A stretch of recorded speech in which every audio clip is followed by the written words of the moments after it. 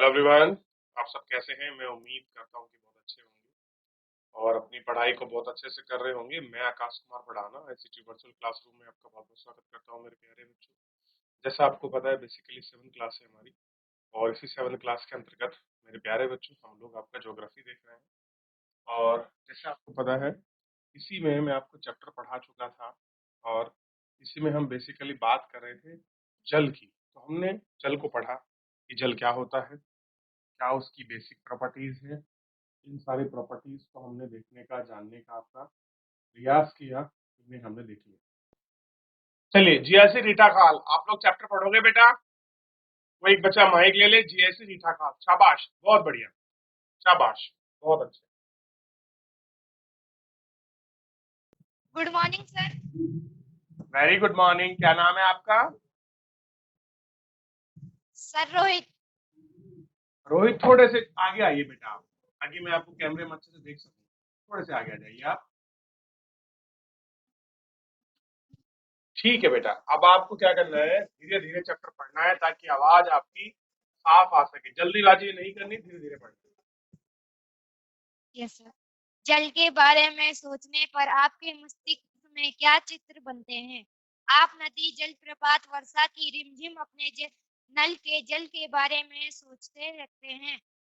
बच्चे वर्षों से भरे गड्ढे में कागज की नाव तैराकर बहुत खुश होते हैं। दोपहर तक गड्ढे में जमा जल गायब हो जाता है। वह जल कहाँ चला जाता है? सूर्य के ताप के कारण जल वाष्पित हो जाता है। ठंडा होने पर जलवाष्प संघनित होकर बादलों का रूप ले लेता है। यहाँ से यह वर्षा, हिम अथवा सहिम वृष्टि के रूप में धरती या समुद्र पर नीचे गिरता धीरे है। धीरे धीरे धीरे, हल्के हल्के हल्के पढ़े, धीरे धीरे।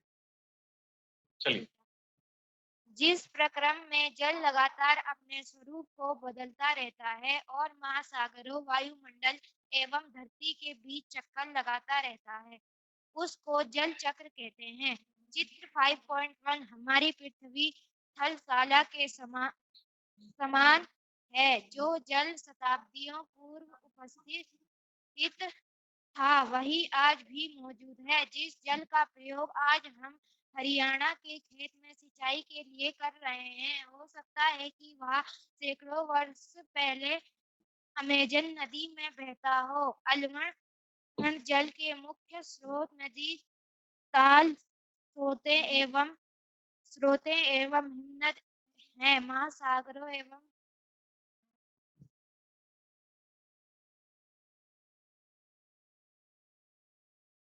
समुद्रों का जल लवणीय होता है। इसमें अधिकांश नमक सोडियम क्लोराइड या खाने में उपयोग किया जाने वाला नमक होता है।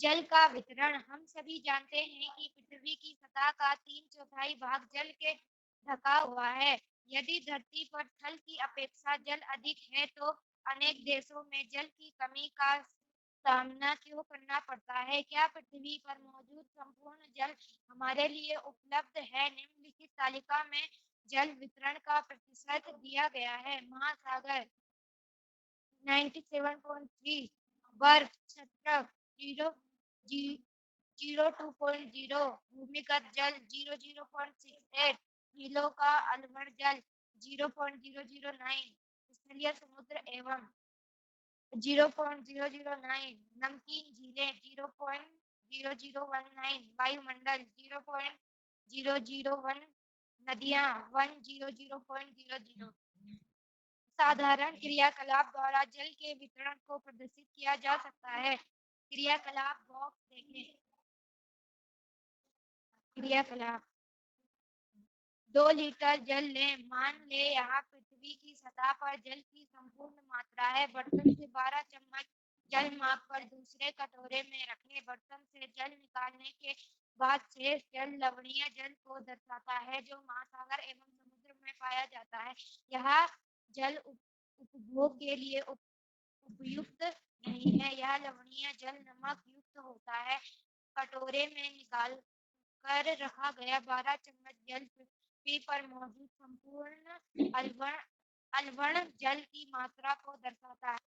में इस जल के वितरण को दर्शाया गया है। आप स्वयं देखें कि आप जल की कितनी मात्रा का उपयोग कर सकते हैं।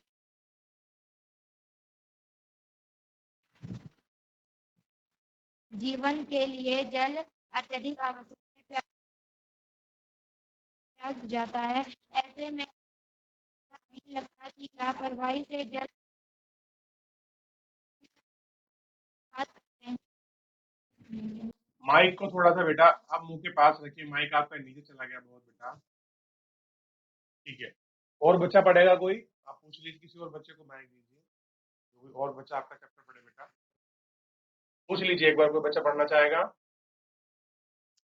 शाबाश, कोई और बच्चा माइक लेके चैप्टर पढ़े बेटा। जी ऐसे रीचा खाल, शाबाश, बहुत अच्छे, बहुत सुंदर। थोड़ा सा आगे आ जाइए बेटा, आगे आ जाइए आप। जी ऐसी रीचा खाल, कोई बच्चा नहीं जो आपका चाहे, कोई एक ही बच्चे ने पढ़ा, और कोई बेटा, कोई बच्ची खड़ी हो जाए बेटा। शाबाश, बहुत बढ़िया, माइक ले लें आप। Good morning sir. Very good morning, क्या नाम है आपका? सर अभिनव। बिना बेटा, माइक को मुंह के पास रखना है और धीरे धीरे पढ़ना है, ठीक है? सर, समुद्र तट पर नंगे पैर चलने से कुछ जुदाई सी अनुभूति होती है। पुलिन पर नम नम बालू, ठंडी पवन, समुद्री पक्षी, वायु में लवणीय गंध एवं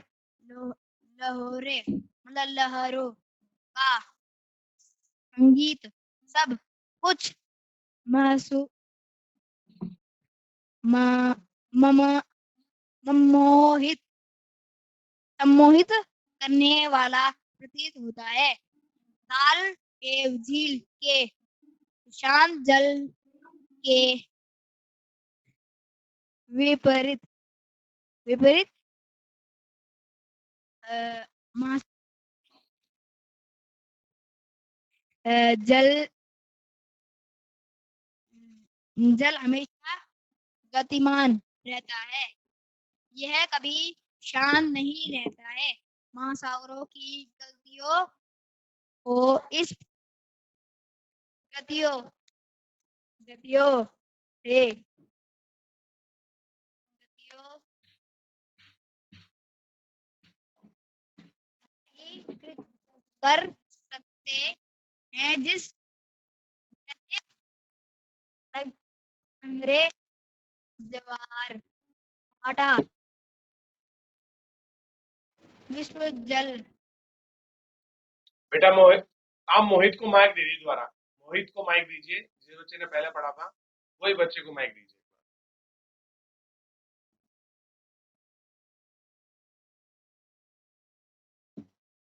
आगे आइए बेटा मोहित। सर। आप दोबारा पढ़िए, धीरे धीरे पढ़ना है। आप शुरू करें, आप ही शुरू।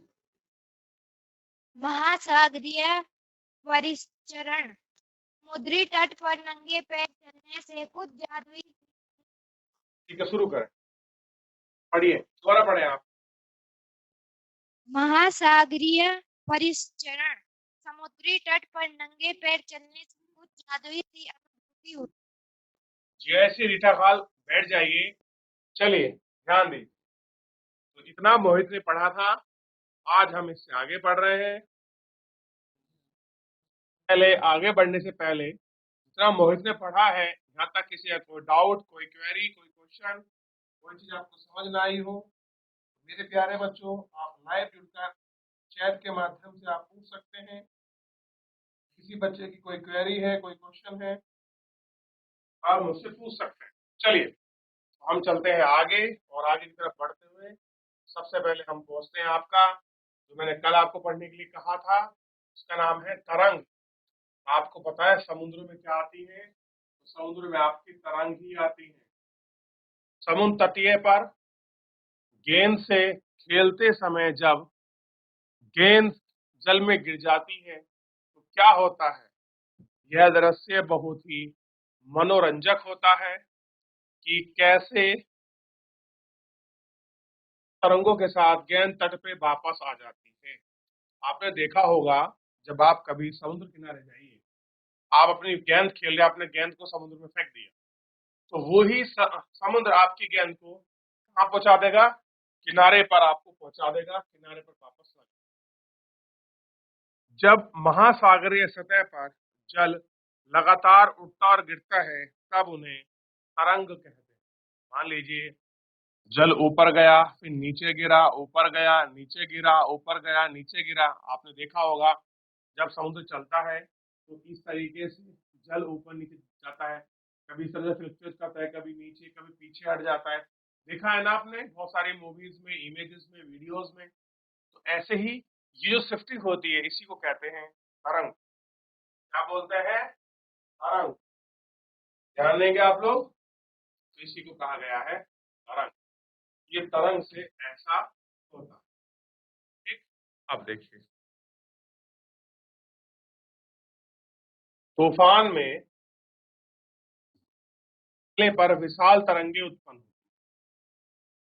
क्या है? तूफान में तेज वायु चलने से विशाल तरंगे उत्पन्न होती है। इनके कारण अत्यधिक विनाश हो सकता है, जैसे भूकंप, ज्वालामुखी उद्गार, जल के नीचे भूस्खलन के कारण महासागरीय अधिकतर विस्थापित हो सकता है। इसके परिणाम स्वरूप 15 मीटर तक की ऊंचाई वाली विशाल ज्वारीय तरंगे उठ सकती हैं, जिसे आपका सुनामी कहा जाता है। अब तक सबसे विशाल सुनामी 150 मीटर मापा गया है। 700 किलोमीटर प्रति घंटा से भी अधिक चलती है। 2004 के सुनामी से भारत में तटीय क्षेत्रों में अत्यधिक विनाश हुआ है। सुनामी के बाद अंडमान निकोबार द्वीप समूह, इंदिरा पॉइंट, ये सब आपके डूब गए थे। तो एक बार इतनी तकड़ी सुनामी आई कि जो हमारा अंडमान निकोबार द्वीप समूह में आपका सबसे आपका सदर्न पॉइंट है, सदर्न पॉइंट कौन सा है आपका? ध्यान दीजिए, इंदिरा पॉइंट। तो इंदिरा पॉइंट भी आपका एक बार इस तरह की आपका सुनामी आई कि वो पूरा डूब गया। क्लियर है? देख लिया? चलिए,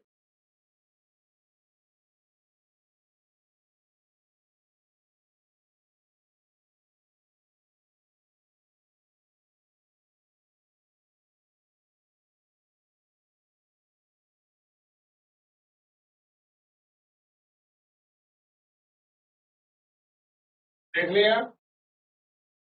चलिए, अब है इसके बाद आगे बढ़ते हैं। सुनामी का तांडव।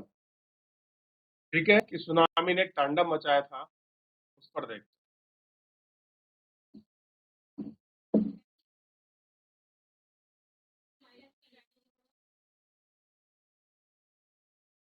26 दिसंबर 2004 को हिंद महासागर में सुनामी तरंगे अथवा को स्रोत के कारण ही अत्यधिक विनाश हुए हैं। ये तरंगे भूकंप के परिमाण थी, जिनका आदि केंद्र सुमात्रा के पश्चिम पर था। इस भूकंप में तीव्र रिएक्टर भूकंप आपका 0.9 मापी गई थी। भारतीय प्लेट बर्मा प्लेट के नीचे धंस गई थी। तो ध्यान दीजिए, इंडियन कॉन्टिनेंटल प्लेट कहाँ फंस फिट हो गई थी?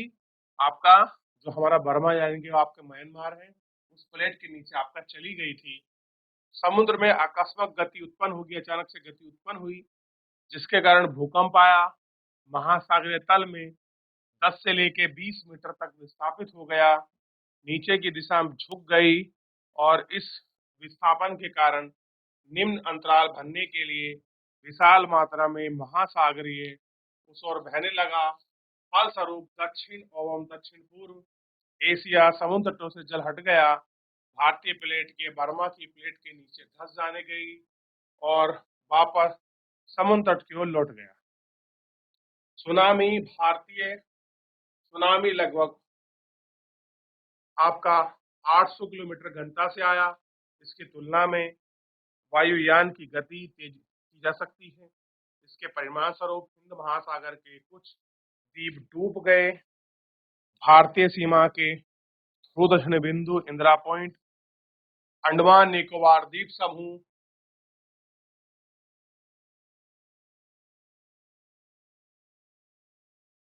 पूरी तरह से डूब गया। जब सुमात्रा में भूकंप केंद्र से तरंगे सुमात्रा की तरफ बढ़ी, तब अंडमान द्वीप समूह श्रीलंका की ओर बढ़ गई। तरंगों की लंबाई कम हो गई, जिसके प्रवाह गहराई में कम होने के कारण इनकी गति 700 से 900 किलोमीटर प्रति घंटा से आपका 70 किमी तक कम हो गई। समुद्र तट की में सुनामी की तरंगे 3 किलोमीटर तक की गहराई तक गई, जिसके फलस्वरूप 10,000 से भी 10 लाख 10,000 से भी अधिक आपका लोगों की मृत्यु और 1 लाख से अधिक लोग आपके घरों आपके उनके प्रभावित हुए। भारत में के आंध्र प्रदेश के तटीय क्षेत्रों में, तमिलनाडु, केरल, पुदुचेरी, अंडमान निकोबार द्वीप समूह में सर्वाधिक आपका प्रभावित हुआ। और यदि भी पहले के भूकंप का अनुमान लगाना संभव नहीं है, फिर भी बड़ी सुनामी के संकेत 3 घंटे पहले मिल चुके थे। समुद्री प्रशांत महासागर के प्राथमिक चेतावनी एक ऐसी प्रणाली प्रक्रिया है, लेकिन महासागर सुविधा नहीं है। प्रशांत महासागर की तुलना में हिंद महासागर में सुनामी कभी भी आती है, क्योंकि भूकंप सम प्रक्रिया का काम। तो आप इनको अच्छे से देख सकते हैं कि भूकंप सुनामी किस प्रकार से आपका इन सबको प्रभावित की। देखिए एक बार आगे बढ़ेंगे।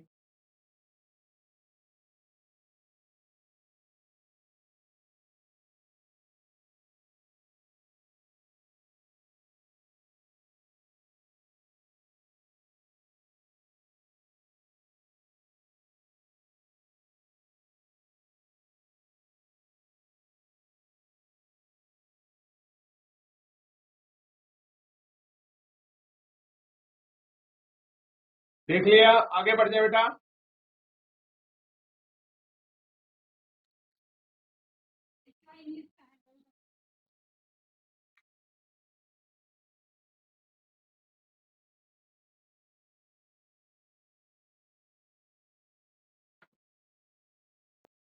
नवंबर 2004 में जिस सुनामी ने दक्षिण एवं दक्षिणी पूर्व एशिया के तटों पर आपकी तबाही मचाई, पिछले 100 वर्षों में सर्वाधिक विनाश सुनामी का ही था। हिंद महासागर में निरीक्षक आकांक्षी चेतावनी प्रणाली ने हिंद महासागर के तटीय निवासी में जागरूकता की कमी के कारण जीवन और संपत्ति की अधिक क्षति हुई।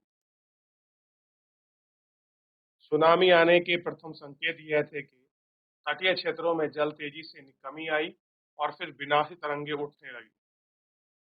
जब तट पर ऐसा हुआ तो लोग ऊंचे स्थानों पर जाकर उसे अचंभे से देखने के लिए तट पर एकत्र हो गए। इसके फलस्वरूप जब सुनामी की विशाल तरंगे आई तो बड़ी संख्या में भीड़ उत्सुक दर्शकों की मृत्यु हो गई। होता क्या है कि भीड़ आती है देखने के लिए, वो अचानक से आ जाती है और सब लोग डूब जाते हैं। ऐसा बहुत बार आपको देखने के लिए ठीक, तो ये सारी चीजें होती हैं। देखिए किस प्रकार से आपके तमिलनाडु की कोस्ट पर ऐसी घटना घटित हुई थी। आप इनको देख सकते हैं कैसे बाढ़ आ रखी है, कैसे धुआंधार तूफान उठ रहा है।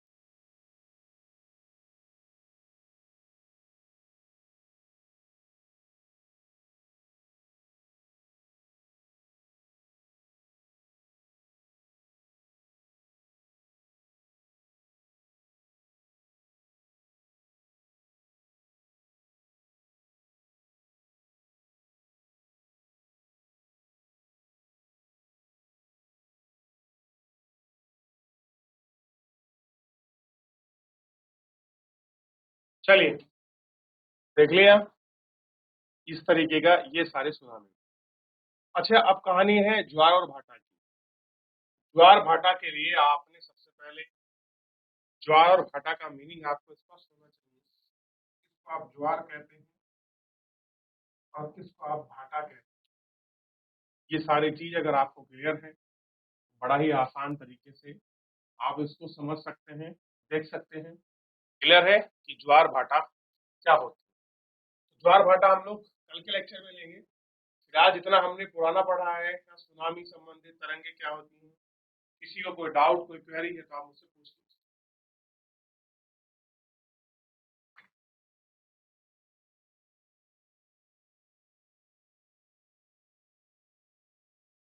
देख ले बेटा, तो देखिए इस तरीके की बड़ी बड़ी सुनामी, बड़े बड़े जो हैं हमारे यहाँ आते हैं, और कुछ आपका स्ट्रीम चलती हैं, धाराएं चलती हैं।